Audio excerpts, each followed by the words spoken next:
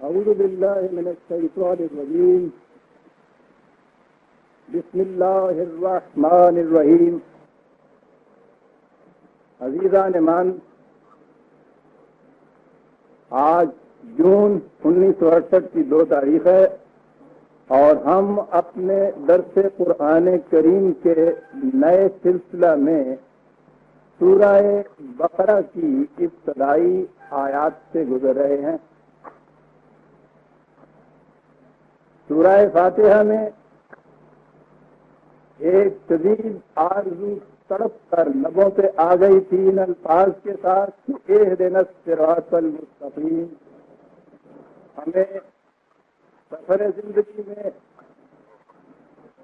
اس راستے کی طرف رہنمائی ملے جو سیدھا اور ہموار ہے. یہ آرزو زبان پہ آئی تو اس کا جواب دیا کہ تم یہ رہنمائی مانتے تھے، ذالک الکتاب لا ریب فیہ ھدی للمتقین. یہ ضابطہ ہدایت ہے جس کے اندر وہ رہنمائی ہے جس کی طلب اور تڑپ تمہارے دل میں پیدا ہوئی تھی. ادھر سے دعا آپ کے لب پہ آئی اور ادھر سے اسے شرف قبولیت حاصل ہو گیا. یہ تم چاہتے تھے، یہ لیجئے، لیکن کہا کہ رہنمائی کی تو ضرورت اسے ہی ہوتی ہے جو راستہ چلنا چاہے. جو گھر میں بیٹھا رہنا چاہے اسے تو راستے کی رہنمائی کی ضرورت ہوتی ہی نہیں ہے. تو پہلی شرط تو یہ ہے کہ تم چلنا چاہتے ہو، اور دوسری شرط یہ ہوتی ہے کہ جب بھی کبھی تم کسی سے پوچھو، آپ کسی سے پوچھیں راستے کی بابت، تو پہلے یہ کہنا پڑتا ہے کہ بھائی مجھے شالی جانا ہے، کون سا راستہ اس طرف جائے گا. آپ کو پہلے اپنی منزل کا تعین کرنا ہوگا، آپ نے جانا کہاں ہے. جب منزل کا تعین ہوگا تو پھر راستے کی رہنمائی کا سوال پیدا ہوگا. آوارگی میں تو اس کا سوال ہی پیدا نہیں ہوتا. تو 2 شرطیں ہو گئیں، چلنا چاہے اور ایک متعین منزل پر پہنچنا چاہے. تو پھر اس کے بعد رہنمائی کی ضرورت کاہے کے لیے ہو کہ راستہ بے خطر ہو، سیدھا ہو، ہموار ہو.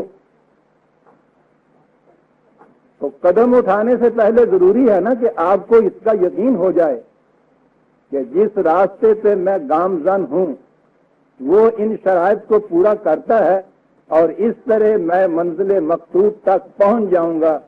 اسے کہا الذین یؤمنون. یہ وہ لوگ ہیں کہ جو قدم اٹھانے سے پہلے اس کا یقین کر لیتے ہیں کہ راستہ صحیح ہے. میں نے پچھلی دفعہ عرض کیا تھا کہ دین جب مذہب کی سطح پر آتا ہے تو اس کی بنیادی چیز یہ ہوتی ہے کہ الفاظ اور اصطلاحات تو اس کے وہی رہتی ہیں، لیکن ان کا مفہوم بدلتا ہے، اور یہ بدلا ہوا جو مفہوم ہے اس کے مطابق اس کا ترجمہ ہو جاتا ہے. اب جو اس ترجمے سے ہم سمجھنا چاہتے ہیں اس اصل کو، تو وہ کبھی بھی نہیں ہم سمجھ سکتے. وہ ترجمہ تو کسی بدلے ہوئے مفہوم کا ہوتا ہے. ایمان کا ترجمہ آپ کے ہاں تو اس کو ایمان ہی رکھا گیا. انگریزی زبان میں اس کا ترجمہ فیتھ ہوا. فیتھ سے متعلق ایک تصور ہے، اور وہ یہ ہے کہ فیتھ اور ریزن، ایمان اور عقل و فکر، یہ اینٹیتھیسس ہیں، بے متضاد ہیں، ایک دوسرے سے تضاد ہے اس میں. یعنی فیتھ جہاں ہوگا اس میں ریزن کا کوئی واسطہ نہیں ہوتا. تو اب ایمان کا ترجمہ فیتھ کیا تو ذہن میں یہ بات آ گئی. چلتے ہی پہلی بات یہ کہ عقل و فکر کے دیے تو کرو گل، اور ان تاریکیوں کے اندر پھر اٹھاؤ قدم. اور وہاں اس نے کہا یہ تھا کہ ایمان وہ ہے جو تمہیں تاریکیوں سے روشنی کی طرف لے آئے گا، اور یہ ایمان وہ ہوا کہ جو پہلے کوئی تھوڑی بہت عقل و فکر کی روشنی تھی پاس، اسے بھی ہم نے پھونک مار کے بجھا دیا اور تاریکیوں میں ان راستوں پہ چلے، اور اس کا نام ہم نے رکھ لیا ایمان۔ ایمان کا ترجمہ فیتھ ہے، یہ علم و بصیرت کی بنا پر دلیل اور برہان کی روح سے دل اور دماغ کے پورے اطمینان کے بعد کسی صداقت کو صحیح تسلیم کرنے کا نام ہے۔ جو لفظ بھی اس کے لیے آپ معذور سمجھتے ہیں رکھ لیجئے، لیکن اس میں یہ مفہوم ہونا چاہیے۔ انگریزی کا لفظ کنوکشن کسی حد تک اس کو پورا کرتا ہے، بات وہ بھی ایسی ضروری نہیں۔ کنوکشن بھی ایک انتہائی درجے کی کنوکشن ہونی چاہیے کہ جو عقل و فکر و بصیرت، فکر، دلیل، ریزن کے ہر معیار کے اوپر پوری اترے، اور اس طرح آپ کو یقین اتنا کامل ہو کہ وہ شیک نہ کہیں آپ کا ہو، تو یہ ہوگا جسے کہا الذین یؤمنون۔ ایمان ہی کا ترجمہ ہمارے ہاں فیض ہوا، تو اس کے ساتھ ایک اور لفظ آ گیا، یؤمنون بالغیب، چل گئے۔ اور جو ہی غیب کا لفظ ہمارے سامنے آیا، وہ ذہن میں ایسا ایک تصور دیا ہوا ہے کہ غیب کہتے ہی اس طرح ماننے کو ہیں کہ جس میں عقل و فکر کا کوئی دخل ہی نہ ہو، اندیکھی حقیقتوں کو ماننا۔ ایمان بالغیب آپ دیکھیے کہ روز ہم بولتے ہیں، اور اس کے معنی یہ ہوتے ہیں کہ بھائی اسے تو بس مان لینا ہے، بات یہ ہے کہ مان لینا ہے اس کو، یہ بات بھی نہیں۔ قرآن کریم نے غیب کے سامنے ایک لفظ لا کر خود واضح کر دیا کہ غیب کسے کہتے ہیں۔ قرآن کا انداز یہ ہے، وہ ہمیشہ بالمقابل اس کے ضد کا ایک لفظ لاتا ہے اور اس سے اس کے معنی واضح ہو جاتے ہیں۔ عالم الغیب والشہادہ قرآن کے اندر خدا کے متعلق ہے کہ وہ غیب اور شہادت دونوں کا علم رکھتا ہے۔ تو گویا غیب وہ ہے جو نامشہود ہو، یہ شہادت اور مشہود جسے میں نے کہا یہ کیا ہے؟ جتنی چیزیں آپ کے سینس پرسیپشن میں آ جاتی ہیں، حواس کے ذریعے جن کا علم ہو سکتا ہے، اسے مشہود کہتے ہیں، اور یہ جو طریقہ ہے علم حاصل کرنے کا، اسے شہادت کہتے ہیں۔ تو قرآن نے یہ بتایا کہ ایک تو عالم مشہود ہے، یہ وہ کائنات ہے جس کا علم حواس کے ذریعے سے، سینس پرسیپشن کے ذریعے سے تمہیں حاصل ہو سکتا ہے، لیکن ایسی حقیقتیں بھی ہیں کہ جو تمہارے حواس کے زد میں تو نہیں آتی۔ یاد رکھیے عربوں کے ہاں غیب اسی چیز کے لیے بولا جاتا ہے جو کہیں موجود تو ہو لیکن ابھی مشہود نہ ہوئی ہو۔ جو موجود ہی کہیں نہ ہو اس کے لیے وہ غیب کا لفظ بولتے ہی نہیں ہے۔ تو غیب کیا ہوگا؟ ایک تو غیب کی کیفیت یہ ہوگی کہ وہ انسانی علم کی کسی سطح کے اوپر غیب ہو،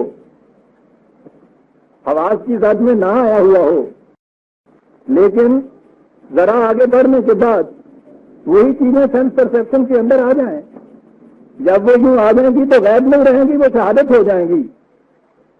کائنات کی سینکڑوں قوتیں، عناصر ایک دور کے اندر غیب میں ہوتے ہیں، دوسرے ہی دور کے اندر سائنٹیفک ڈسکوریز وہ ان کو مشہود بنا کے ہمارے سامنے لے آتی ہیں۔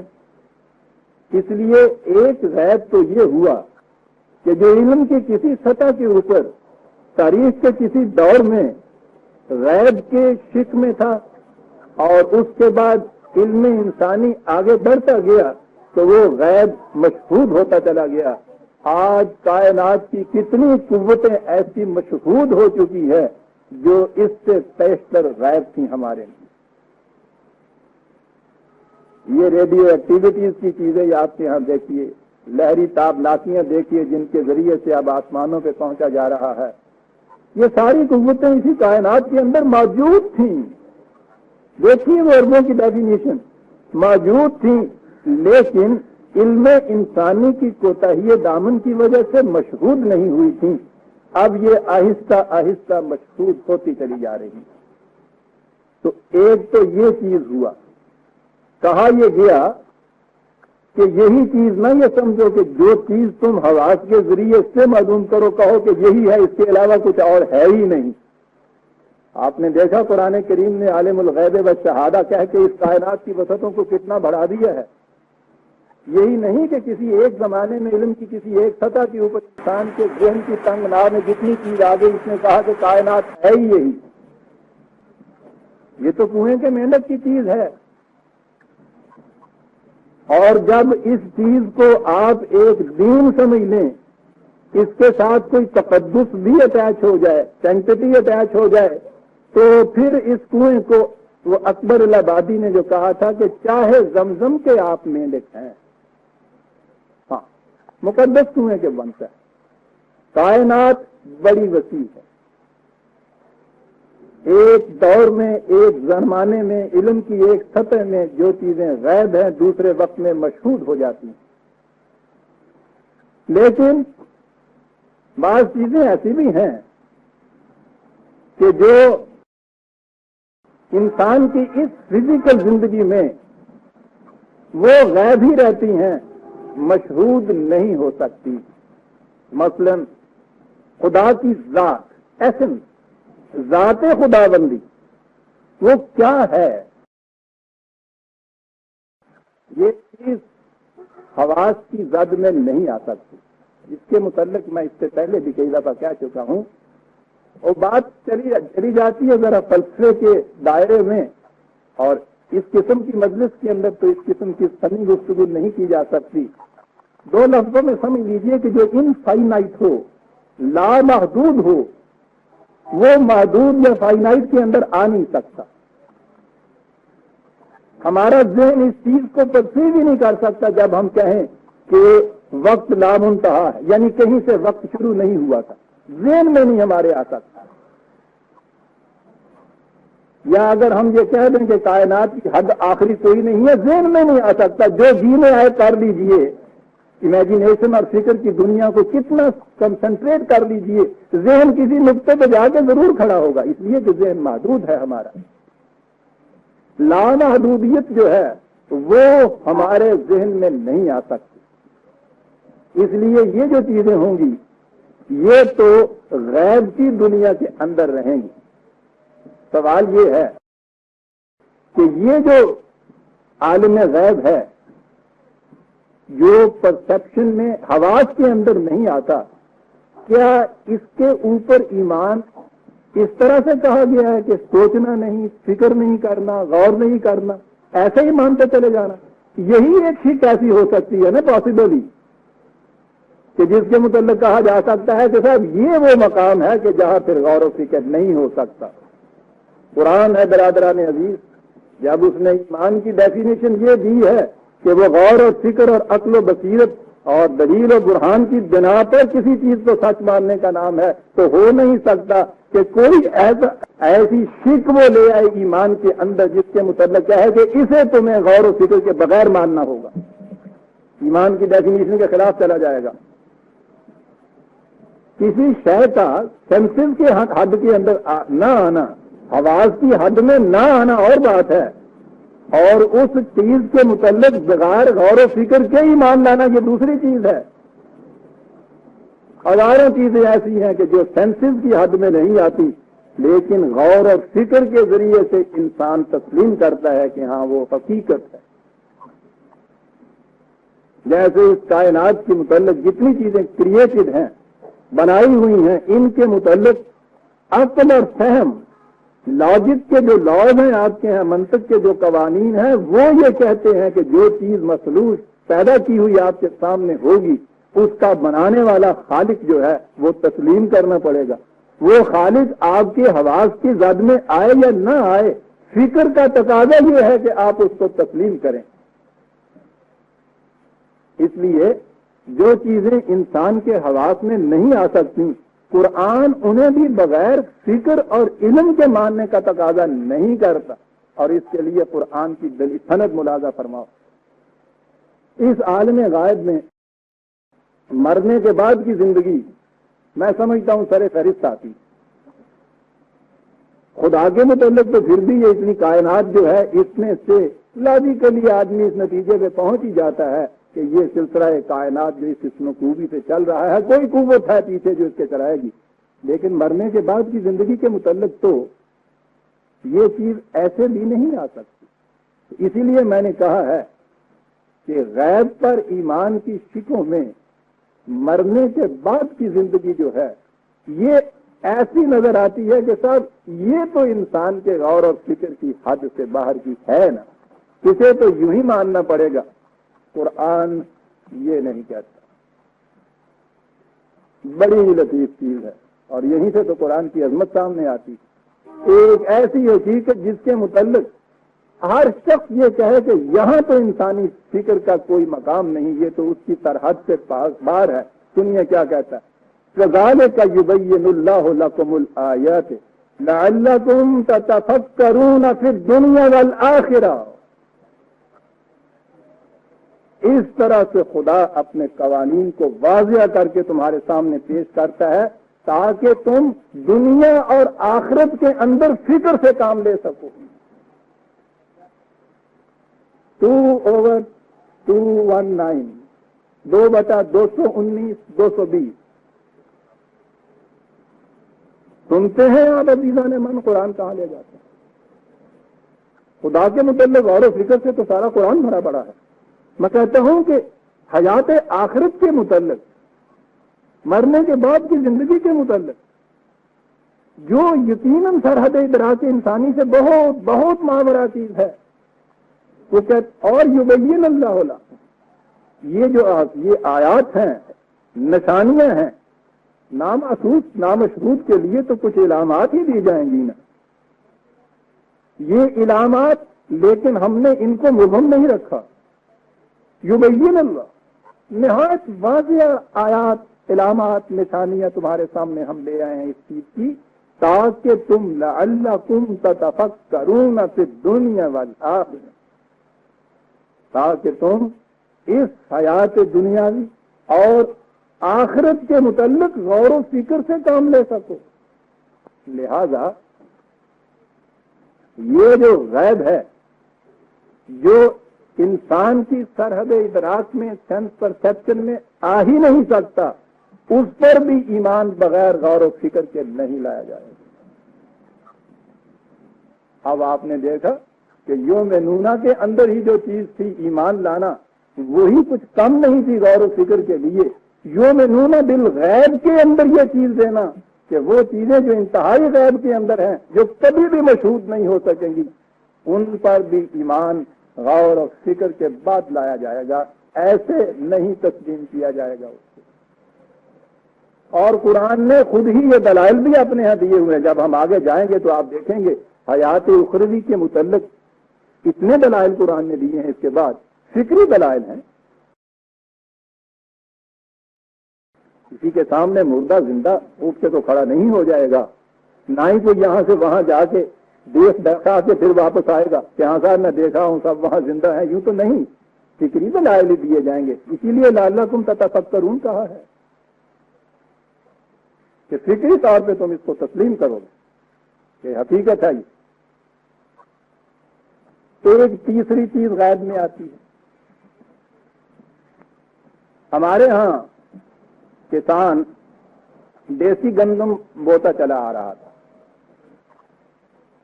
بڑی سے بڑی محنت ہوتی تھی. ہمارے ہاں تو کسی نے 20 من نکال لیا 1 ایکڑ میں سے, 25 من نکال لیا 1 ایکڑ میں سے.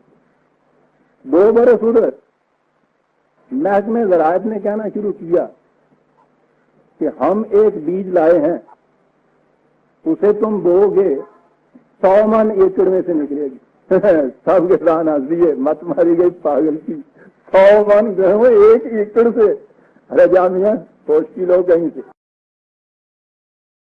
اب وہ بیچارے محکمہ وہ ایگریکلچر والے, زراعت والے آ رہے ہیں, سمجھا رہے ہیں کہ تک کیا کہہ رہے ہو, 5000 سال سے یہ بوتے چلے آ رہے ہیں ہم. وہ تو جب آدم کا نام آتا ہے تو گندم کا نام ساتھ ہی آ جاتا ہے. किसी ने बहुत बहुत तीर मारा, कहीं 25 से 30 कर लिया, 100 मन, उन्होंने कहा 100 नहीं, 100 मन भी मजाक किया और आ दिया। कहीं ना कहीं उन्होंने अपने यहाँ के वो एग्रीकल्चर फार्म मुका दिए, गवर्नमेंट फार्म ही सही, उसमें उन्होंने उस बीज को बो दिया, और जब वो फसल कटी है तो उसके बाद जब देखा इन किसानों में कि फिर वाकई उसमें से 100 मन निकला, तो उसकी कैफियत अगले साल के लिए ये थी कि वो बीज मिलता नहीं था, भागे भागे फिर रहे थे ये किसान। ये पहले साल ये क्यों नहीं मान रहे थे कि इन्होंने महकमा ज़राअत के उस दावे को मशरूत तौर पर अपने सामने नहीं देखा था, वो उस वक्त गैब था। और एक ही साल के बाद वो गैब अपने नतायज महसूस को सामने लेकर जब आया तो हर एक उसके ऊपर ईमान ले आया। ये जो मैंने मिसाल दी, ये तो एक ऐसी कवि मिसाल है, 6 महीने के अंदर नतायज सामने आ गए। इंसानी जिंदगी की, माशरती और तमद्दुनी जिंदगी के अंदर भी इस किस्म का एक निजाम आता है। आज एक निजाम है, अब लफ्ज और कोई है नहीं, इसलिए इस बदनज़मी को भी निजाम ही कहना पड़ता है, और क्या कहा जाए, जिसके अंदर कोई चीज अपने मकाम पे है ही नहीं। ज़ाहर अल फसाद फिल बर्र वल बहर, इसमें दौर दौरा है बदउनवानियों का, कानून शिकनियों का, बेईमानियों का, बददियानतियों का, हाथों के हथकंडों का, और उसमें इंसान देखता है कि शब किस तरह से मिलियनियर होता हुआ चला जाता है। इस दौर में एक शख्स ये कहता है कि नहीं भाई, अगर तुम ईमानदारी और दयानतदारी से अपना माशरा कायम करो तो तुम देखो कि उसके नतायज इसके मुकाबले में किस तरह से 100 मन फी एकड़ के हिसाब से निकलते हैं। हर शख्स हंस देगा, अरे जाओ मियां, कुछ तो ये भी कह देंगे कि हमने करके देख लिया मियां, यहां तो ईमानदार के लिए तबाही की तबाही है। कोई तस्लीम ही नहीं करता कि उस किस्म का हक पर मबनी निजाम भी अपने खुशगवार नताइज निकाल सकता है। क्या किया जाए इसके लिए? फिर आप इनको ज़हनी दलाइल ही देंगे, आवाम तो नहीं मानेंगे।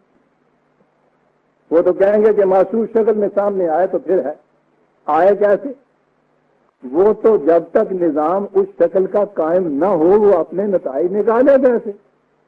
अब इनका शर्त इनकी ये है कि पहले नताइज निकालो फिर हम उसकी सदाकत को तस्लीम करेंगे, तो ये तो हो ही नहीं सकता। लेकिन इसी माशरे के अंदर वो लोग निकलेंगे जो फिक्री तौर पर, इल्मी तौर पर इस चीज को महसूस करेंगे कि बात ये ठीक कहता है। उसके बाद करने की बात क्या होगी? वो ये कहेंगे कि जो कुछ भी हो आओ हम इसमें अमल करके देखें। ये एक ग्रोह पैदा होगा, वो ग्रोह इस निजाम के उन नताइज को जो इस वक्त आपके सामने मशहूद नहीं है उनकी सदाकतों पर ईमान ले आए फिक्री तौर पर। और मैंने पिछली दफा कहा था कि मोमिन जब तक मुस्लिम नहीं होता उस वक्त तक तो नतीजा पैदा नहीं होता। इन सदाकतों पर यकीन ले आएगा और फिर क्या करेगा? फिर इस किस्म के वो फार्म अपने यहाँ कायम करेगा। किसी महदूद से खित्ते में ही सही वो इन वैल्यूज, इन अक़दार के मुताबिक एक निजाम कायम करेंगे, ये जमात। और उसके बाद बड़ी मुशक्कतें उठानी पड़ेंगी। टकराव आप देखते हैं किनके साथ होगा? पूरी दुनिया के बातिल निजाम के साथ टकराव होगा उनका। वो पूरी कोशिश करेगा बातिल का निजाम की इनको शिकस्त दे। इसके बावजूद वो इस्तिकामत से, सबात से इसके ऊपर चलते जाएंगे। ये क्यों चलते जा रहे हैं? इन्हें यकीन है इस चीज का कि जो आज नतीजा महसूस सामने नहीं है یہ اقدار وہ نتائج نکال کر رہیں گی، یقینی چیز ہے کہ یہ نکال کے رہیں گی۔ کسی نظام کے ان نتائج پر یقین جو ابھی غیب میں ہیں، یہ بھی ایمان بالغیب کہلاتا ہے۔ اور یہ جو السابقون الاولون ہوتے ہیں، یہ پائنیئر جو ہوتے ہیں کسی نظام کے، یہ وہ لوگ ہوتے ہیں کہ جو اس کی صداقت پر اس وقت ایمان لاتے ہیں، یقین رکھتے ہیں جب یہ اپنے نتائج ہنوز محسوس مشہود شکل میں سامنے نہیں لا رہا ہوتا۔ اور اس جماعت کی موجودگی کے بغیر یہ پروسیس میں عمل ہو ہی نہیں سکتا۔ وہ تو کچھ انسان ایسے چاہیے نا، یہ وہ انسان ہیں کہ جنہیں اس وقت کا باقی معاشرہ صرف کرے اور مجنون کہتا ہے۔ آپ کو پتا ہے ہر رسول کے متعلق یہ کہا گیا کہ کل تک تو یہ بڑا سمجھدار تھا، تو قوم صالح ان سے کہتی تھی کہ صالح تم سے تو ہمیں بڑی بڑی امیدیں، تمہارے ساتھ امیدیں وابستہ تھیں، تمہیں کیا ہو گیا ہے، پاگلوں کی سی باتیں کرنے لگ گئے ہو۔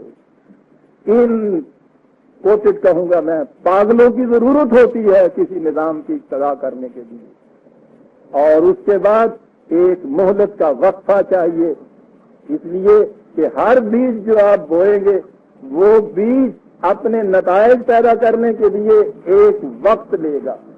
گندم بھی 6 مہینے لے لیتی ہے، اور یہ جو انسانی زمین کے اندر بیج بوئے جاتے ہیں یہ تو پتہ نہیں کتنا وقت لیں گے۔ اس کے لیے ضرورت یہ ہوگی کہنے کی فریق مقابل کو کہ ہم تم سے کچھ نہیں کہتے ہم یہ ہیں۔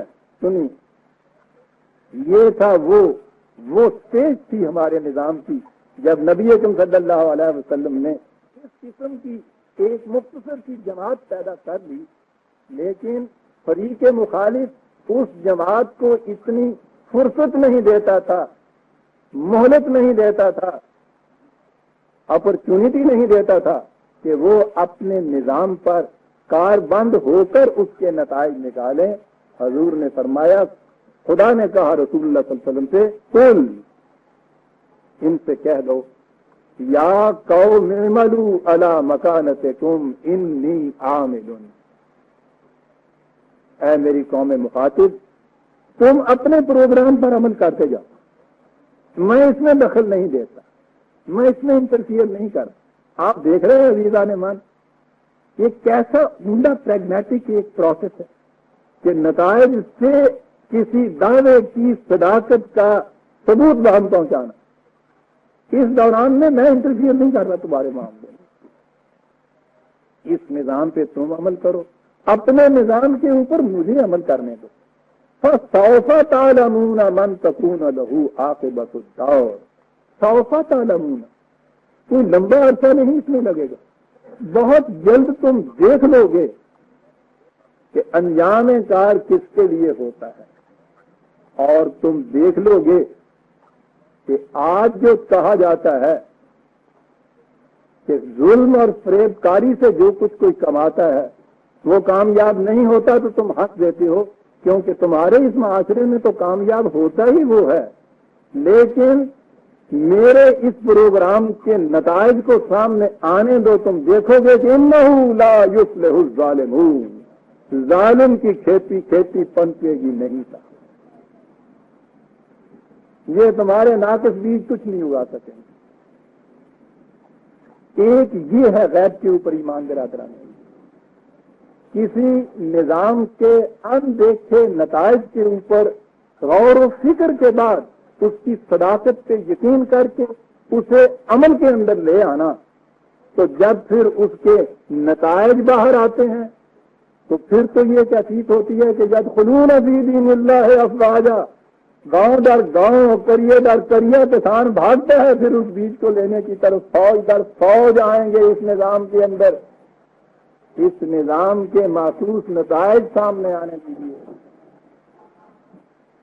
دنیا میں ہم تبلیغ کرتے پھر رہے ہیں، کتنی ہی تبلیغ کسی سے کیجیے، اگر وہ صاحب فکر ہے تو وہ سب کچھ سننے کے بعد یہ کہے گا کہ یہ سب ٹھیک ہے جو آپ کہتے ہیں، لیکن اگر آپ کے ہاں ایسا ہی نسخہ شفا ہے تو یہ کیا وجہ ہے کہ مراکش سے لے کر انڈونیشیا تک کے لیے آپ کی تمام جتنی بھی یہ جماعت مسلمین ہے صرف پاؤں تک امراض کے اندر یہ محفوظ ہے، کسی ایک پھنسی کا علاج تو تم سے ہو نہیں سکتا، اور ہمیں آ کے کہتے ہو کہ ہم پورا کا پورا نسخہ شفا اپنے سامنے رکھتے ہیں۔ نظام کے محسوس نتائج برادران عزیز وہ دلیل محکم ہے کہ جو بڑے بڑوں کو بھی جھکا دیتی ہے، یہ ہے یؤمنون بالغیب۔ اور میں سمجھتا ہوں کہ اس مقام پہ جو قرآن نے کہا ہے ہدی للمتقین الذین یؤمنون بالغیب، تو یہ شروع کر رہا ہے اپنے اس نظام کو، تو یہ کہہ رہا ہے کہ یہ رہنمائی دے گی کتاب ان کو کہ جو اس نظام کے اندیکھے نتائج کی صداقت پر یقین رکھ کر پھر آمادہ سفر ہوں گے زندگی میں، پھر اس کے اوپر عمل کی راہ ہوں گے اور آگے بڑھی۔ ایک غائب یہ ہے جو قانون کائنات کے غور و فکر کے بعد جس کے متعلق پہلے سے آپ کوئی چیز کہہ سکتے ہیں، مثلا جو فلکیات کا حساب جانتے ہیں وہ آج بیٹھ کر یہ بتا سکتے ہیں کہ 100 سال کے بعد سورج گرہن کو اتنے بجے سورج کو گرہن لگے گا، اتنا وہ زیادہ ہوگا، اتنے وقت تک کے لیے رہے گا، فلاں جگہ نظر آئے گا، فلاں جگہ نظر نہیں آئے گا، 100 برس پیشتر 1000 برس پیشتر بھی وہ یہ چیز کہہ سکتے ہیں، اور وہ ہر فن سے ہی ہوتا ہے صاحب۔ اور یہ چیز تو میں نے ایک علم الافلاک کے متعلق رہی، کیونکہ کائنات کے اندر تو قانون ہے، ہر قانون کے متعلق یہ چیز ہے کہ جس کو وہ قانون واقعی صحیح طور پہ معلوم ہے اور اس کی اپلیکیشن صحیح طور پہ ہو رہی ہے، وہ اس سے پہلے کہہ سکتا ہے ڈیفینیٹلی کہ اس کو اتنے عرصے کے بعد یہ چیز ہوگی۔ ایسی اسپیسیفک دوائیاں ہیں موجود جن کے متعلق کہا جا سکتا ہے، ڈاکٹر کہتا ہے دوائی دی ہے آدھا گھنٹہ انتظار کیجیے، اس کے بعد یہ ہو کر رہے گا، قانون تو کہتے ہی اس کو 100 برس پہلے کی بات یہ کہی جا سکتی ہے۔ لیکن اس لیکن کے لیے ایک نقشہ سامنے لائیے، یہی سائنٹسٹ، یہی علم الافلاک کے ماہرین ایک میز پہ بیٹھے ہیں، 5 10 20 حساب کے روح سے بتا رہے ہیں کہ سورج کو 100 برس کے بعد دہن لگے گا، یہ اس مقام پہ ہوگا، یہ اس مقام پہ ہوگا۔ اسی میز کے اوپر ایک مکھی بیٹھی ہوئی ہے، یہ 20 کے 20 سائنٹسٹ یہ نہیں بتا سکتے کہ مکھی اڑ کے یہاں سے کہاں جا کے بیٹھے گی،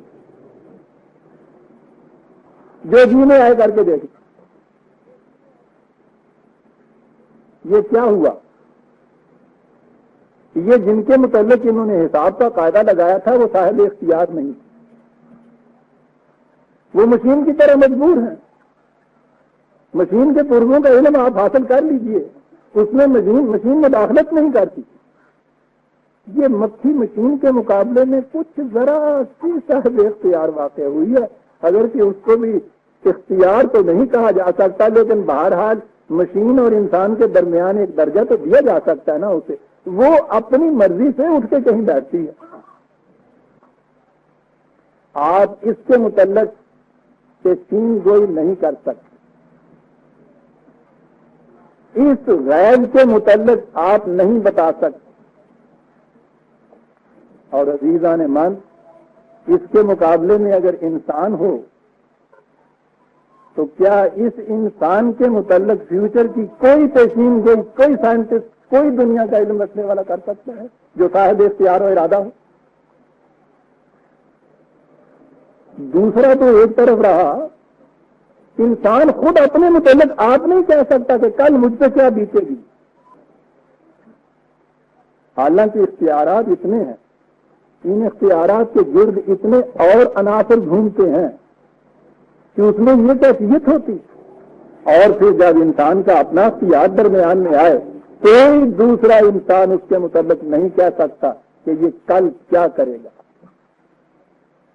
انسانی دنیا کے متعلق قبل از وقت کوئی کچھ نہیں کہہ سکتا، دیکھیے قرآن نے یہ دو قسم کے جو غیب ہیں ان میں کس طرح سے فرق کر کے بتایا. ایک غیب تو وہ ہے جو اس کائنات کے لاز آف نیچر یا قوانین فطرت سے متعلق ہے. اس کے متعلق قرآن نے کہیں نہیں کہا کہ یہ غیب صرف ہم ہی جانتے ہیں کوئی اور نہیں جان سکتا. وہ تو علامہ آدم الاسماء اللہ ہے. انسان کو ان کا پورا علم دے دیا گیا ہے. یوں ہی کوئی علم حاصل کر لے گا اس کے بعد اس کو پتہ چل جائے گا تو اس کا نتیجہ کیا نکلنا ہے. لیکن جہاں کوئی صاحب اختیار آئے گا سامنے اس کے متعلق کوئی نہیں کہہ سکتا کہ یہ کل کو کیا کرے گا. یہ دو غیب. یہ وہ دوسرا غیب وہ ہے جس کے متعلق قرآن نے کہا کوئی انسان نہیں جان سکتا. ان اللہ عنده علم الساعۃ. میں اس ساتھ کے متعلق ابھی کچھ نہیں کہنا چاہتا. وَيُنَزِّلُ الْغَيْثَ وَيَعْلَمُ مَا فِي الْأَرْحَامِ. بارش برساتا ہے. رحم مادر کے اندر جو جنین ہے اس کے متعلق بھی وہ علم رکھتا ہے. دیکھیے ان دونوں کے متعلق یہ نہیں کہا کہ کوئی اور اس کا علم نہیں رکھ سکتا, کوئی یہ جان نہیں سکتا. ان کا تعلق فطرت کے قوانین سے ہے. آگے سنیے. وَمَا تَدْرِي نَفْسٌ مَاذَا تَكْسِبُ غَدًا وَمَا تَدْرِي نَفْسٌ بِأَيِّ أَرْضٍ تَمُوتُ. کوئی شخص یہ نہیں کہہ سکتا کہ کل وہ کیا کرے. کوئی نہیں کہہ سکتا کہ وہ کس سرزمین میں اس کی موت واقع ہوئی. لا تدری نفس. یہ وہ غیب ہے کہ جو یہ صاحب اختیار دنیا کے متعلق یہ چیزیں آ گئی نا, اس لیے ان کے متعلق کوئی پیش گوئی نہیں کی جاتی. کوئی نفس, کوئی شخص, کوئی انسان. غور کیجیے گا برادران عزیز, بات بڑی اہم آئے گی آگے, اس سے جو نتیجہ نکلے گا ہمارے یہاں. کوئی یہ نہیں بتا سکتا. مین کے فیوچر کے متعلق کوئی نہیں بتا سکتا. یہ اپنا فیوچر اپنے ہاتھ سے خود مرتب کرتا ہے. اس کی ہاتھ کی لکیروں کے اندر پہلے سے مرتب شدہ نہیں ہوتا. فطرت میں اس کی لوح جدید خالی رکھی ہوئی ہے, اس سے کچھ لکھ کے نہیں بھیجا ہوا. یہ اپنے قلم سے آپ لکھتا ہے اس کے اوپر جو اس میں لکھنا ہوتا ہے. اس لیے کوئی انسان نہیں کہہ سکتا کہ یہ اس کے اوپر کیا لکھے گا. کوئی انسان یہ نہیں جانتا. کہا ان اللہ علیم خبیر. یہ وہی جانتا ہے کہ جو علیم و خبیر خدا ہے, جس کے نزدیک فیوچر کوئی شے نہیں ہے. یہ پاسٹ, پریزنٹ اور فیوچر, ماضی, حال اور مستقبل, یہ انسانوں کی محدود ذہن کے وہ وقت کے گز پہ گرہیں لگی ہوئی ہیں. خدا کے نزدیک کوئی چیز فیوچر کی نہیں ہے. اس کے نزدیک ہر چیز حال ہے, ایٹرنل ناؤ ہے. اس لیے وہ تو علیم و خبیر ہے. کوئی انسان کسی کے متعلق نہیں کہہ سکتا کہ وہ کل کیا کرے گا, کس عرض میں اس کی موت واقع ہوگی. کوئی یہ نہیں جان سکتا. 31/34 کون سا تھا؟ ہاں 6/136. وہ جو میں نے کہا تھا کہ نظام کے نتائج 6/136. شکریہ. اس کی ریفرنس ہے 31/34. یہ وہ غیب ہے جس کے متعلق کہا قل لا يعلم من في السماوات والارض الغیب الا اللہ. ارض و سماوات میں کوئی نہیں ہے جو اس الغیب کو جانتا ہو سوائے خدا سے. آپ دیکھتے ہیں کس تعدی سے نفی کی ہے, اور کرنی چاہیے نفی. صاحب اختیار انسان کے متعلق فیوچر کا کوئی بتا ہی نہیں سکتا. خدا کے سوا کوئی اس غیب کو نہیں جانتا. حتیٰ کہ انبیاء کرام کے متعلق یہ کہا کہ اس میں سے جتنا حصہ خدا ان کو وحی کے ذریعے بتا دے اتنا تو وہ جان سکتے ہیں. وہی کچھ غیب کی باتیں بتانے کے بعد قرآن میں نبی اکرم صلی اللہ علیہ وسلم سے ہے کہ ذالک من انباء الغیب نوحیہ الیک. پھر یہ وہ 3/43. یہ غیب کی وہ کچھ خبریں ہیں جو ہم نے تجھے وحی کے ذریعے بتائی. ٹھیک ہے, خدا تو علیم و خبیر ہے، اسے علم ہے، وہ اپنے علم کا کوئی حصہ کسی انسان کو اس طرح سے وحی کے ذریعے یاد رکھیے دیتا ہے، وہ صاحب وحی صرف ہوتا ہے جس کو خدا یہ دیتا ہے، اور اتنا ہی دیتا ہے جتنا اس نے دینا ہوتا ہے، اس کو اتنا ہی اس کا علم ہوتا ہے۔ اس کے علاوہ نبی خود اس کا اعتراف اور اعلان کرتا ہے کہ لا عالم الغیب 11/31، میں غیب نہیں جانتا۔ وہ جو قرآن میں کوئی چیزیں آئی ہیں وہ میرے علم کا نتیجہ نہیں ہے، وہ تو وحی میں مجھے بتائیں گے اور قرآن میں وہ آ گئی، میں نے تمہیں بتا دیا۔ لا عالم الغیب، میں بھی نہیں جانتا تمہارے فیوچر کے متعلق، اپنے فیوچر کے متعلق بھی میں نہیں جانتا۔ یہاں سے یہ چیز ہوئی کہ انسانوں کے مستقبل کے متعلق خدا کے علاوہ کوئی کچھ نہیں جانتا۔ کوئی علم ذرا سا خدا اپنا اگر دیتا تھا کسی تو وہ رسول کو دیتا تھا، وحی کے ذریعے دیتا تھا۔ رسول خود اپنی ذاتی حیثیت کے اندر بھی علم میں غیب کا نہیں رکھتا تھا۔ تو عزیزان من، آپ سوچیے کہ یہ جو ہمارے ہاں اب یہ آئے دن دعوے ہوتے رہتے ہیں، اور یہ دعوے ہوتے چلے آ رہے ہیں پیشین گوئیوں کے مطابق۔ بزرگوں کے ہاں تو آپ کے یہاں ہوتا ہی ہے، آپ کے مستقبل کے متعلق وہ باتیں بتاتے ہیں۔ سوچیے قرآن کے ماننے والے کے لیے یہ عقیدہ کیا ہے؟ وہ کہتا ہے خدا کے علاوہ کوئی شخص نہیں جانتا۔ خدا اپنے علم میں سے جو دیتا تھا کسی کو اسے رسول کہتے تھے، وہی کے ذریعے دیتا تھا۔ لہذا اگر کوئی شخص یہ اس کے بعد دعویٰ کرے کہ میں مستقبل کے متعلق، انسانی زندگی کے مستقبل میں، سائنس کی روح سے نہیں، انسانی زندگی کے مستقبل کے متعلق کوئی چیز میں کہہ سکتا ہوں کہ چین گوئی کرتا ہوں، تو یا تو وہ دعویٰ وہی کرے گا، وہ رسول کا دعویٰ کرے گا، اور اگر یہ دعویٰ نہیں ہے تو پھر یہ چیز غلط ہے۔ قرآن کی روح سے ممکن ہی نہیں غیر اجنبی کے لیے وحی کے علاوہ کسی چیز کے متعلق کوئی چیز انکار دینا۔ انسانی زندگی کے متعلق کہہ رہا ہوں، سائنس کی لیبارٹری میں بہت کچھ کیا جا سکتا ہے۔ اور فرمایا آپ نے کہ ذرا سا عقیدہ اپنے مقام سے ہلا ہوا کہاں سے کہاں لے جاتا ہے۔ اور یہ توہم پرستیاں ہی نہیں کہ جو ہم وہاں وہ راوی روڈ پہ فٹ پاتھ پہ بیٹھے ہوئے وہ جو منظم ہوتے ہیں ان سے جا کے ہم ہاتھ دکھاتے ہیں اور قسمتیں معلوم کرتے ہیں۔ وہ تو انسان کی مایوسی کے آخری سہارے ہیں جن کو توہم پرستیاں ہم کہتے ہیں۔ ان کے پاس کوئی ہاتھ دکھانے کو نہیں جاتا جو اپنے ہاتھ سے اپنے کام کر لیتا ہے، جاتا وہ ہے کہ جس کا کام رک گیا ہوا ہوتا ہے۔ مایوسی کے سہارے ہیں۔ کوئی انسان کسی انسان کے متعلق فیوچر کی کوئی بات نہیں بتا سکتا، سمجھ نہیں سکتا، جان نہیں سکتا۔ دعویٰ اگر کوئی کرتا ہے تو وہی کا دعویٰ ہوگا، اور خدا نے یہ کہا ہے کہ ہم رسول کو جو صرف بات دیتے تھے وہ دعویٰ نبوت ہوگا، وہ دعویٰ رسالت ہوگا کسی کے ہاں۔ اور اگر کوئی شخص یہ مانتا ہے کہ فلاں حضرت صاحب اس قسم کی پیشین گوئی میرے متعلق وہ کر سکتے ہیں، تو یاد رکھیے بائی امپلیکیشن وہ ان کو صاحب وہی مانتا ہے، وہ ان کو نبی اور رسول مانتا ہے۔ ختم نبوت ٹوٹ جاتی ہے اس کے بعد۔ اور اگر یہ وہ نئی بات ہے تو پھر یاد رکھیے گا قرآن کی روح سے یہ دعویٰ چیلنج ہے خدا کا، خدا کے لیے۔ خدا کہتا ہے تم نہیں جان سکتے، وہ کہتا ہے میں جانتا ہوں، بتا سکتا ہوں، تمہیں کیا بتا؟ معاذ اللہ۔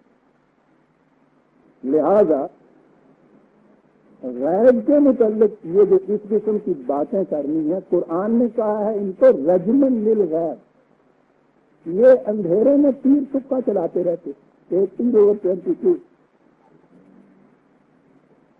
یہ سب تیر تکے ہوتے۔ کیا بات ہے قرآن؟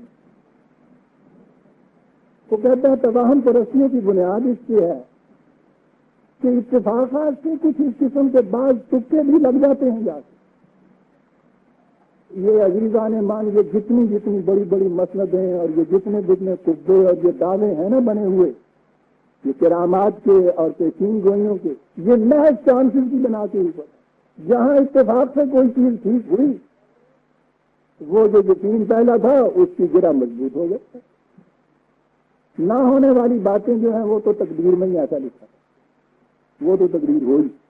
ہونے والی بات جو تھی وہ نہیں تقدیر کی روح سے ہوئی وہ حضرت صاحب نے بتا دی تھی. تو پھر تو ایسے ایسے حضرت صاحب بھی ہیں جو تقدیروں کو بدل دیتے ہیں. صاحب ان کا کیا کہنا وہ تو ان کے تو خدا بھی پیچھے رہ جاتا. تقدیر تو خدا سے مقرر کر رہا ہوتی ہے نا. بہرحال یہ دوسری لائن آ گئی. آگے جب اس میں ہم آئیں گے تقدیر پہ تو وہاں میں عرض کروں گا قرآن کی روح سے تقدیر کیا ہے. یہاں میں اس وقت صرف غیب کے متعلق عرض کر رہا ہوں.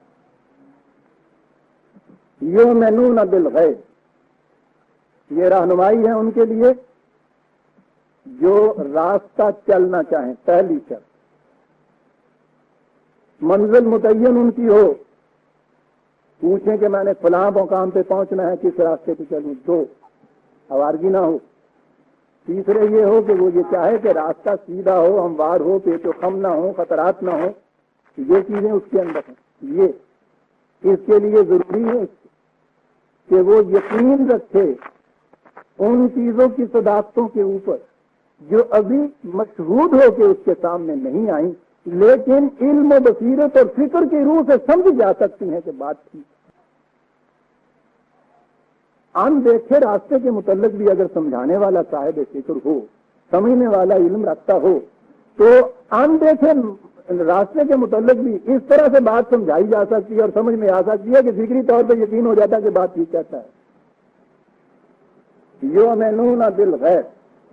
اور اس مقام پہ جیسا میں نے عرض کیا ہے کیونکہ یہ ابتدا ہوئی ہے اور آگے اس کے نظام ایک قائم کرانا ہے. قرآن کریم نے ان لوگوں سے کہا کہ یہ وہ پائنیئرز ہیں جو اس نظام خداوندی کے ان دیکھے خوشگوار نتائج پر یقین رکھ کر جبکہ ساری دنیا یہ کہتی ہے کہ صرف کی جماعت ہے مجنون ہے یہ اٹھتے ہیں دنیا ان پہ ہنستی ہے.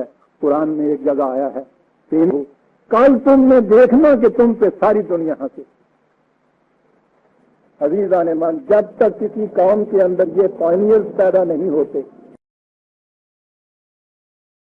جو اس وقت اس نظام کو لے کے اٹھیں جب ساری دنیا ان کو پاگل کہے نظام قائم نہیں ہو سکتا. اور جب قائم ہی نہیں ہو سکتا تو اس کے درخشندہ نتائج سے دنیا اس کی طرف آ کیسے سکتی. قرآن کی صداقتوں کے لیے دنیا کو ادھر لانے کا ایک ہی طریقہ ہے اور یہی طریقہ ہے کہ جو طریقہ اس سے پیش کر 1400 سال محمد رسول اللہ والذین معہ رضی اللہ تعالی عنہ وصلی اللہ علیہ وسلم نے اختیار کر کے بتایا. بڑی کو کنی کی منزل ہوتی ہے یہ اور یہی تو آپ کی وجہ ہے کہ السابقون الاولون کے مدارج جو قرآن نے بتائے ہیں. عزیزان من جب وہ میکسیکو گندم 120 من دینا شروع کر دے اس کے بعد تو پھر ہر کسان بولتا ہے. مدارج انہی کے ہیں کہ جنہوں نے یہ ابھی نتائج دیکھے نہیں تھے لیکن اس طرح سے اس پہ یقین آ گیا تھا کہ ساری دنیا ان سے کہتی تھی کہ پاگل ہو گئے ہو اور اس کے باوجود وہ اپنی دھن کے پکے اس میں لگے چلے جا رہے تھے. لیکن یہ خالص جذباتی چیز نہیں تھی. یاد رکھیے جنون تو ہم نے اس لیے کہہ دیا کہ ریلیٹو ٹرم ہے. باقی دنیا اپنے معیار کے مطابق ان کو یہ کہتی تھی کہ ان کو اپنے نفع نقصان کا بھی پتہ. یہ دنیا میں سب سے زیادہ عقل و ہوش کے مالک تھے. اولی الالباب کہتا ہے قرآن. مومن کو کہتا ہے یہ اولی الالباب ہوتے ہی نہیں ہیں. ایک تو عقل ہوتی ہے یہ جو یہ الباب ہے نا یہ لبے لباب تو آپ نے سمجھ لیا ہوا ہے نا. عقل دا تت کڈیا آیا ہوں. یہ ہیں وہ لوگ جن کو وہ سابقون الاولون کہتا ہے. یہ جذباتیت کی بات نہیں ہے. یہ ہے وہ چیز جسے اقبال نے کہا ہے یہ ہے نہایت اندیشہ و کمال جنون. غور و فکر کی انتہا کے بعد عمل کے میدان میں اس طرح سے آنا جیسے کہ دیوانہ اب عمل کے میدان میں آتے ہیں. ان کا ہر عمل عقل و خرد کی انتہائی غور و فکر کا نتیجہ ہوتا ہے. جذبات کے تابع یہ نہیں کرتے ہیں. جذبات خالی کے اوپر آدمی اٹھے تو وہ تو ایمان ہی نہیں کہلاتا قرآن کی روح سے۔ جذبات کے اٹھے ہوئے جو ہوتے ہیں ان کا اعتبار کیا ہوتا ہے؟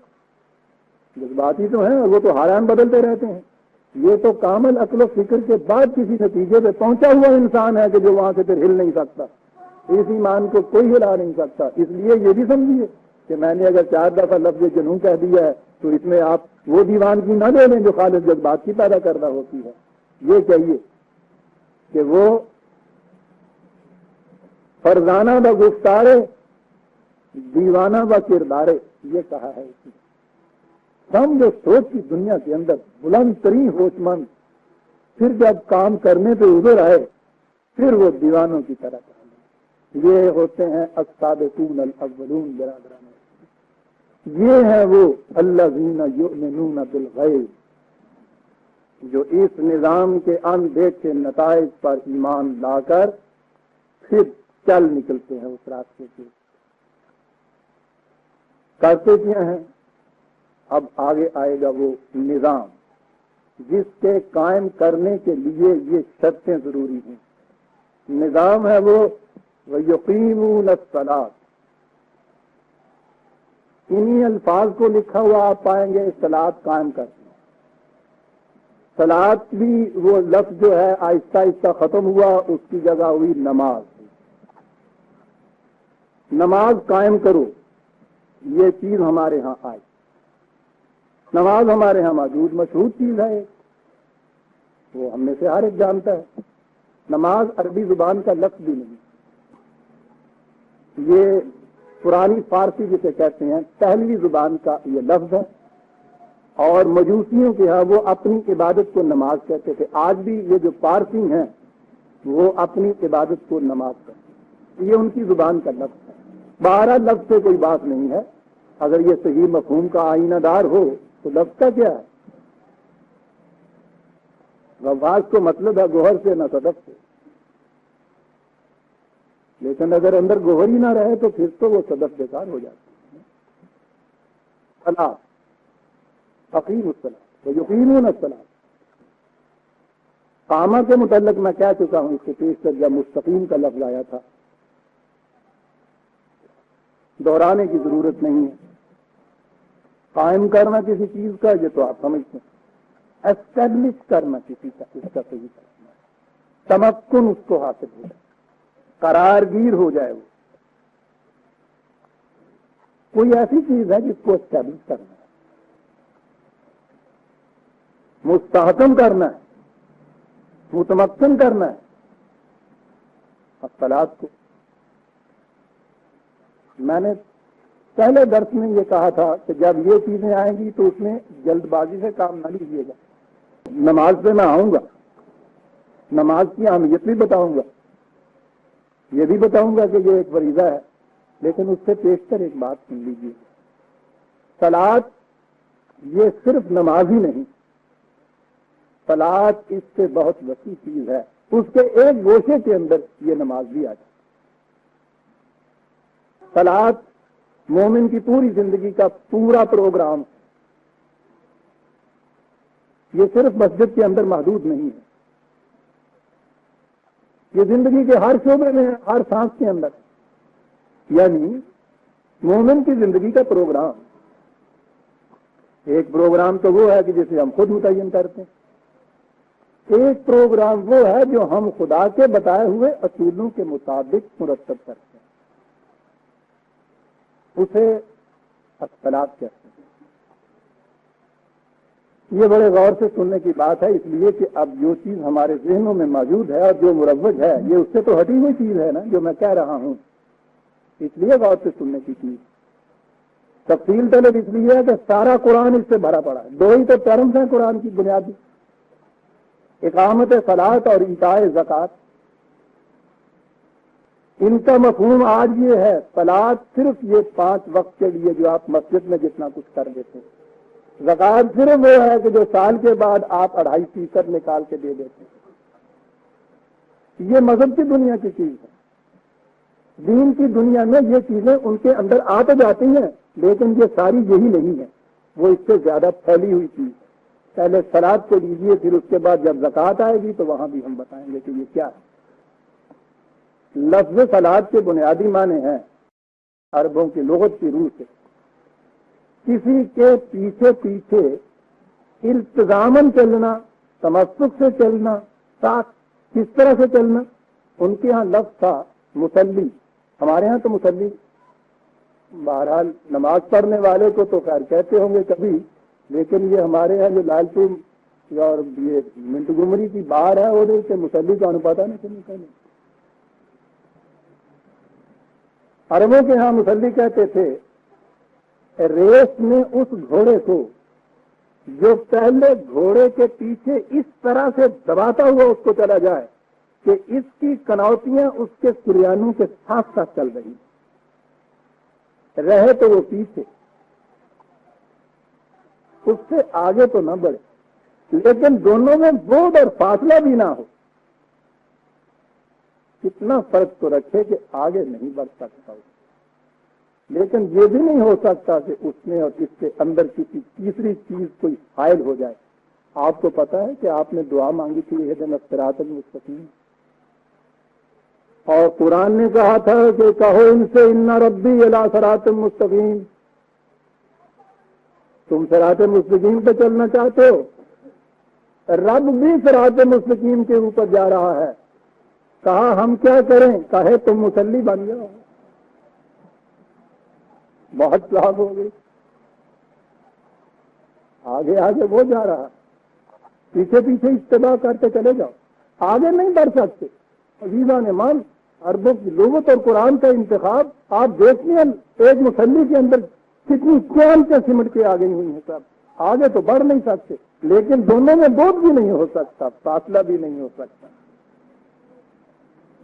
مصلی وہ ہے برادران عزیز، اب خدا تو اس طرح سے محسوس شکل میں معاذ اللہ کسی گھوڑے کے رنگ میں تو نہیں آ سکتا، بات تو ان کے یہاں مشہور سمجھائی جاتی تھی۔ ہوا یہ کیا؟ مصلی وہ ہے جو زندگی کے ہر شعبے میں قوانین خداوندی کے ساتھ ساتھ یوں چلتا ہوا چلا جائے کہ ان میں اور ان میں کوئی بوجھ پیدا نہ ہو، فاصلہ نہ ہو، مغایرت نہ ہو کسی قسم کی۔ چاہیے کہ یہ چیز زندگی کے ہر سانس کے ساتھ کرنے کی ہے، یہ خاص وقتوں کے اوپر کرنے کی ہے، باقی وقتوں کے اوپر یہ نہیں ہے۔ اگر 5 منٹ کے لیے وہ گھوڑا ساتھ ہو اور پھر اس کے بعد 3 گھنٹے کی کھرلی سے بدا ہوا ہوگا، وہ تو مصلی نہیں کہلائے گا، اسے عرب مصلی نہیں کہے گا۔ صاحب اسلام تو ایک طرف رہا ہے۔ اور صلاۃ جب اس چیز کو کہا کہ قوانین خداوندی کا اس طرح سے اتباع، تو اس کے لیے کہا یہ یقیناً الصلاۃ، یہ نظام زندگی اسے اسٹیبلش کیا جائے گا، یاد رکھو، اسے قائم کیا جائے گا اس نظام کو۔ اب یہ انفرادی چیز نہ رہی، کیونکہ یہاں تو سیدھا جمع کر، فرد تو نظام قائم نہیں کر سکتا۔ ہوا کیا؟ اس کے معنی ہوئے وہ معاشرہ جو قوانین خداوندی اور اس کی دی ہوئی مستقل اقدار کے مطابق اسٹیبلش اور قائم ہو، اس کے لیے آپ کو ضرورت تھی اس نظام کے ان نتائج پہ یقین رکھنا جو ابھی سامنے نہیں آئے ہوئے لیکن آئیں گے۔ تو یہ کتاب ہے راستہ دکھانے والی اس جماعت کو جو اس عزم کو لے کر اٹھیں کہ ہم نے موجودہ معاشرے کی جگہ وہ معاشرہ قائم کرنا ہے جس میں قوانین خداوندی رائج اور نافذ ہے، جس میں ہر فرد ان قوانین کے پیچھے خود بخود چلتا چلا جائے۔ آج تو آپ اس قانون کی ایک فک کے مطابق اگر چلیں تو راستے میں 20 رکاوٹیں آتی ہیں نا، کوئی چلنے نہیں دیتا۔ لیکن ایسا معاشرہ کہ جس میں اس انتظام اور التزام سے اس کے پیچھے چلا جائے، راستے میں کوئی رکاوٹ ہی آپ کے باقی نہ رہے، یہ ہے اقامت صلاۃ برادران۔ یہ تمہیدی بات ہوئی، اور ہمارا انداز تو یہ ہے کہ ہم تو قرآن سے ہر چیز کو لیتے ہیں، تو لینا ہی چاہیے، ہمارے لیے تو یہی نشان راہ ہے، یہی ضابطۂ زندگی ہے، یہی ہدایت ہے۔ سنیے صلاۃ کا لفظ کہاں ہے، معنی اس کے ہوئے خدا کے مقرر کردہ قانون کے مطابق زندگی کے فرائض، وہ منصبی فرائض حیات جو خدا کے قانون نے مقرر کیے گئے۔ کیوں بات ہوئی ہے نا؟ دیکھیے قرآن کہاں استعمال کرتا ہے اور کس طرح وہ لفظ کھل کے پکارتا ہے کہ معنی یہی ہو سکتے ہیں جو ہم نے لیے۔ سورہ النور 24/41 الم تر ان اللہ یسبح لہ من فی السماوات والارض۔ یہاں تو بھی سبح میں تسبیح کا لفظ آ گیا، ذرا آگے چل کے پھر تسبیح آئے گی تو میں عرض کروں گا یہ کیا ہے؟ تسبیح نہیں ہے، تسبیح ہے یہ۔ کیا تم نے اس پہ غور کیا؟ پہلی چیز تو یہ ہے کہ یہ غور کرنے کی چیز ہے۔ کائنات کی پستیوں اور بلندیوں میں جو کچھ بھی ہے وہ خدا کی تسبیح کر رہا ہے۔ میں نے عرض کیا کہ میں اس میں آ جاؤں گا، صلاۃ سے دور چلا جاؤں گا، ذرا آگے چل کے یہ لفظ آئے گا تو پھر آپ دیکھیے گا۔ اس وقت صرف اتنا ہی کہہ دوں، تسبیح کے معنی ہوتے ہیں کسی مقصد کے حصول کے لیے پوری جدوجہد کرتے چلے جانا۔ تسبیح کہتے ہیں گھوڑے کی اس چال کو جس میں وہ دونوں پاؤں یوں اٹھا کے لگایا کرتا ہے۔ ٹیکنیکلی کیا اس کو کہتے ہیں؟ پویا کہتے ہیں، مجھے معلوم نہیں، کچھ ٹیکنیکل نام بھی ہے جی ہاں۔ وہ پوری توانائیوں سے جس قدر وسعت اس کے اندر ہوتی ہے اتنی لمبائی سے جو پاؤں پھیلا کے دوڑتا ہے، اس کے لیے ارب لفظ تسبیح کا بولتے ہیں۔ تم غور نہیں کر رہے کہ کائنات کے اندر جتنی چیزیں ہیں وہ اپنے فرائض منصبی کے حصول کے لیے کس طرح پوری توانائیاں صرف کیے چلے جاتے ہیں۔ ایک شہد کی مکھی کو کسی پھول کے ذرے کا سواں حصہ، ذرا سا اس کا جو وہ اس کا نچوڑ ہوتا ہے، اس کو لے کر اپنے پھر واپس چھتے میں آنے کے لیے ایک دن میں 37,000 میل فاصلہ طے کرنا پڑتا ہے۔ تسبیح اور جس رفتار سے وہ اڑ رہی ہوتی ہے وہ تو آپ جانتے ہیں نا۔ آگے چل کے آئے گی یہ بات، ابھی تو یہاں اتنا ہی کہہ کے گزر جاتا ہوں۔ کل قد علم، سنیے، ان میں سے ہر شے کائنات کی، کل ہر شے، قد یقینی بات ہے یہ، علم جانتی ہے کس چیز کو، صلاۃہ و تسبیحہ، کائنات کی ہر شے اپنی اپنی صلاۃ و تسبیح کو جانتی ہے۔ غور فرما رہے ہیں آپ؟ عزیزان ایمان کیجئے تو ترجمہ نماز یہاں کیجئے تو ترجمہ وہ تسبیح جو ہم پھیرتے ہیں۔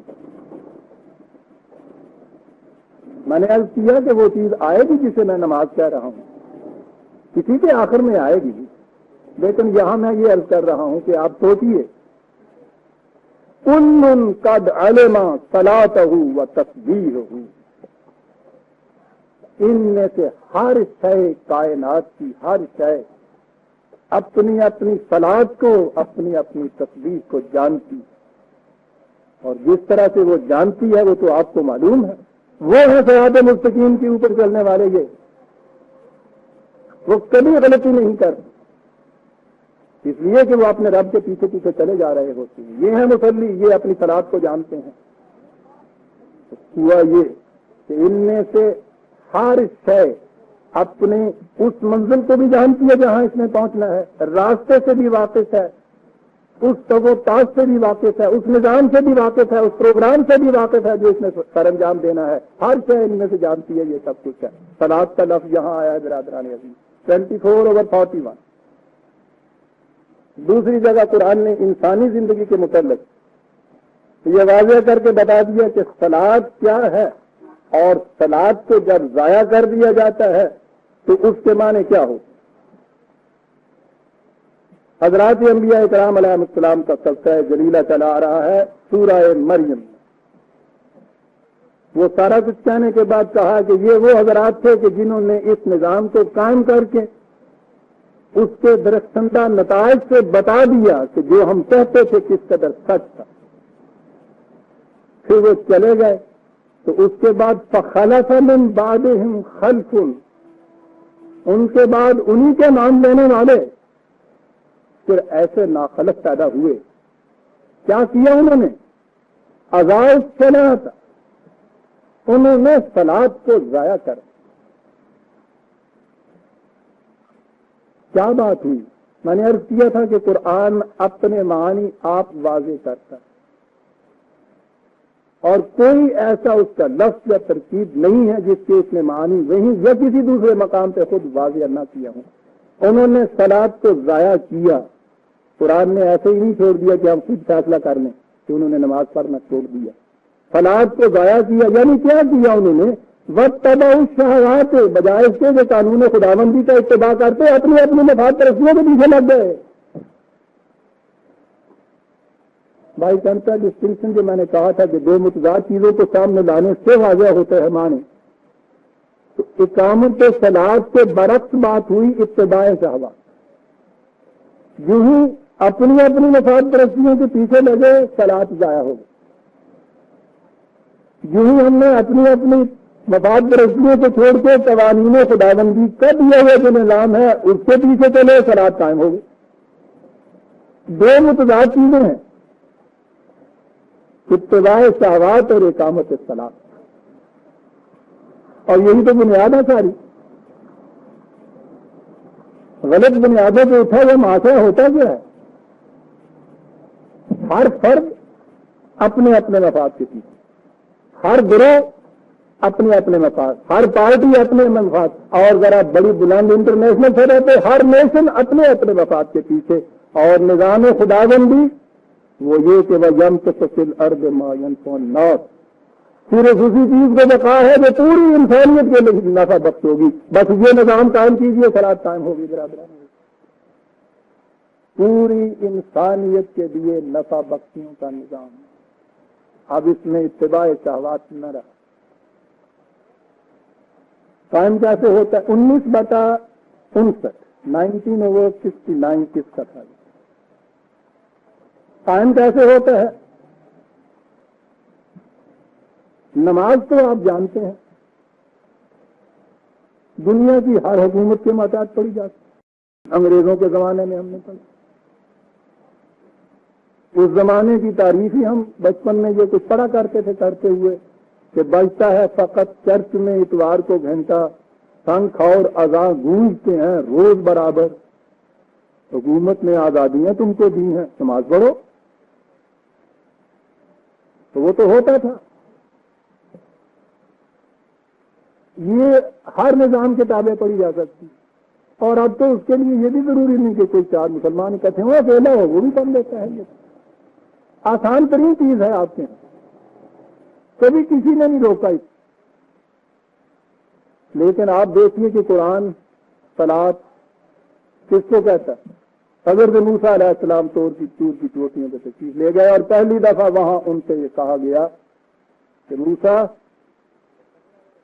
دیکھو انا اخترتک، میں نے تجھے ایک بڑے عظیم پروگرام کے لیے چن لیا ہے، منتخب کیا ہے تمام انسان نو انسان میں سے تجھے، اور ایک پروگرام ہے اس کے لیے تجھے چن لیا ہے.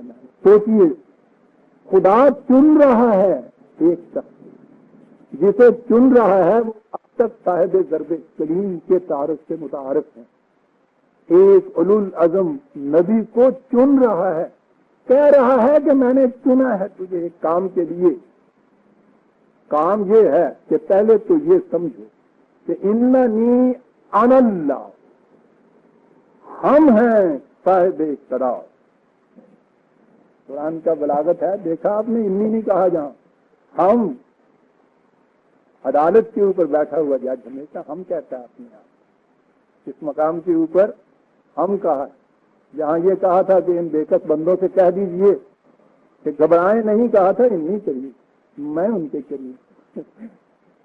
کیا فرق کرتا چلا جاتا ہے. ان انا اللہ لا الہ الا انا، ہمارے سوا کوئی اور نہیں کہ جس کی اطاعت اور معصومیت اختیار کی جائے.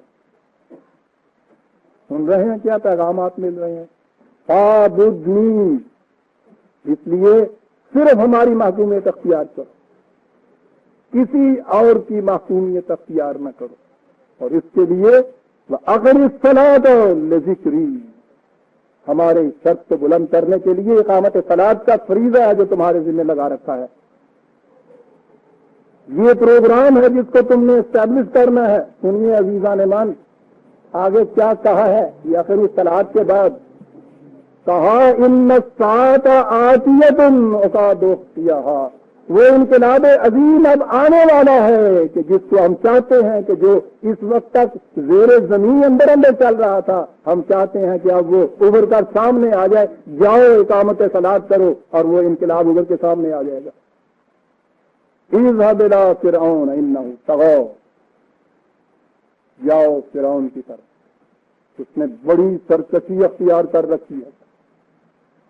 دنیا کی سرکش قوتوں کے سامنے جا کر ان کے نظام کو الٹ کر اس کی جگہ قوانین خداوندی کے نظام کا قیام، یہ ہے اقامت صلاۃ۔ برادران عزیز،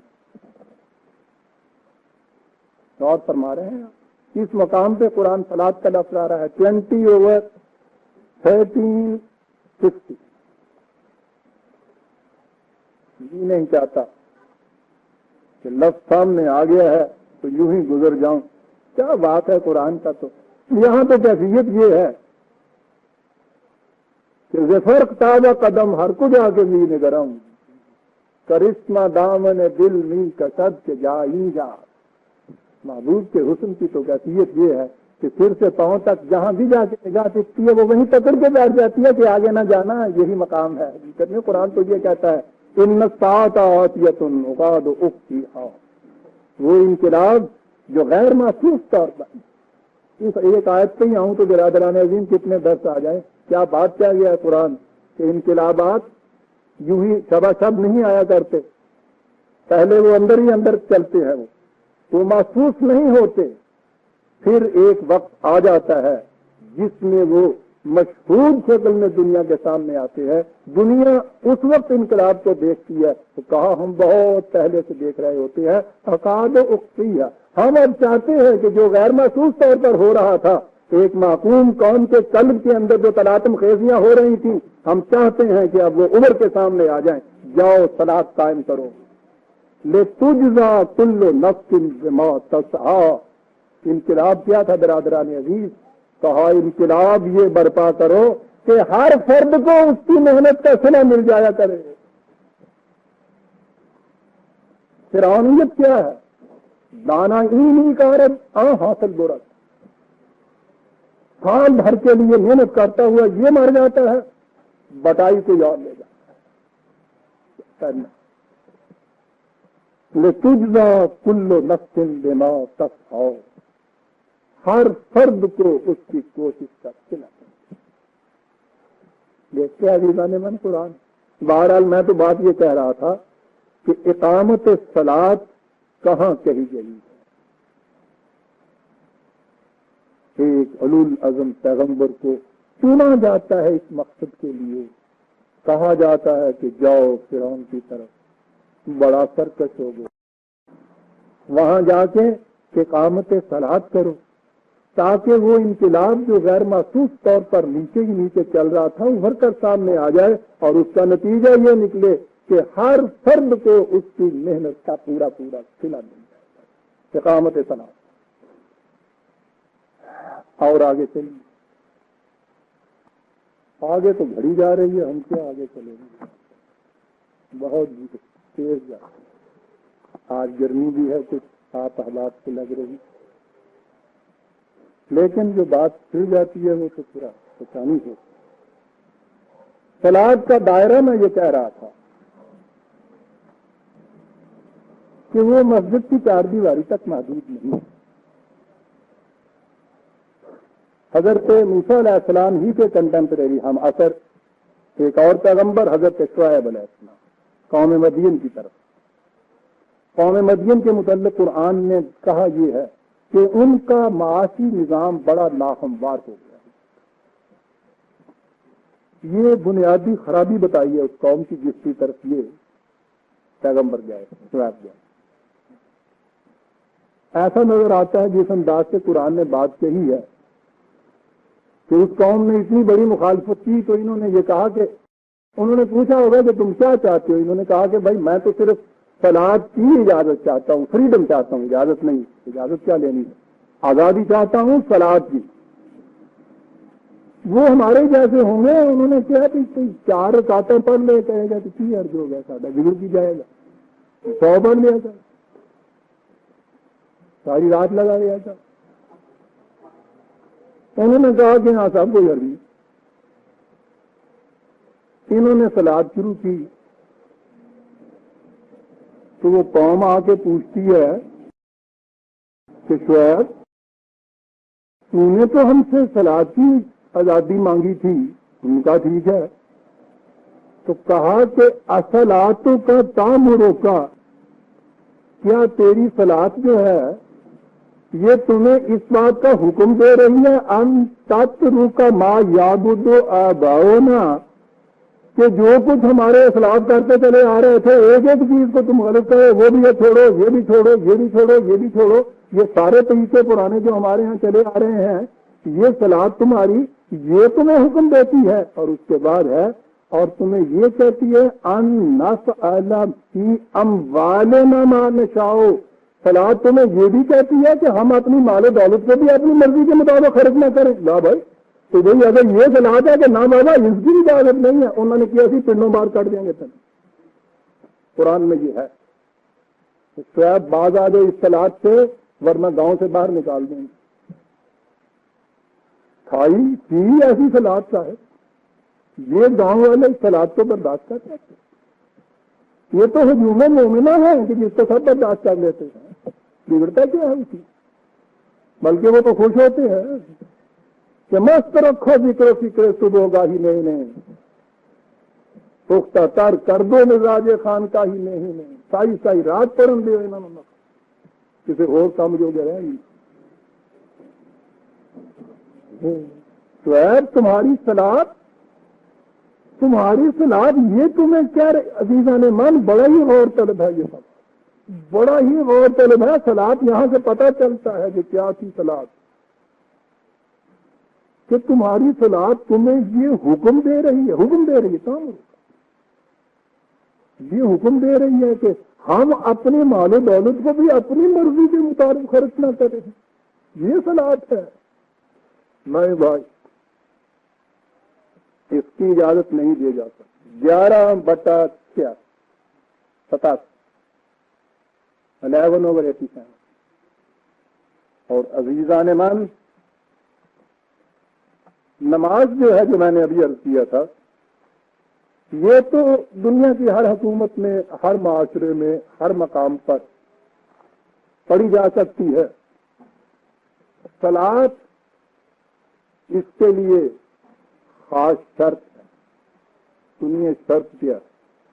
پھر دوہرا دوں کہ نماز تو ہم ہر محکومی کے زمانے میں پڑھ سکتے ہیں، ہر حکومت کے اندر پڑھ سکتے ہیں، ہر باطل نماز معاشرے میں پڑھ سکتے ہیں۔ قرآن کہتا ہے کہ یہ جماعت جو اٹھی ہے، یؤمنون بالغیب والی، اس نظام کو قائم کرنے والی، یہ جماعت جب بسر اقتدار آئے گی، الذین ان مکناہم فی الارض، یہ وہ لوگ ہیں کہ جب انہیں اس زمین میں حکومت حاصل ہوگی، تمکن حاصل ہوگا، تو کیا کریں گے جی؟ اب اس کے بعد ذہن میں یہ آتا ہے کہ وہ بتایا ہوگا یہ اتنا بڑا پروجیکٹ ہوگا، یہ پلانز ہوں گے، اور یہ فوج ہوگی، اور جو بھی ہمارے ذہنوں میں ہے، کہا ہے کہ جب ان کی اپنی حکومت قائم ہوگی تو پھر کیا کریں گے؟ اقاموا الصلاۃ، صلاۃ کریں گے۔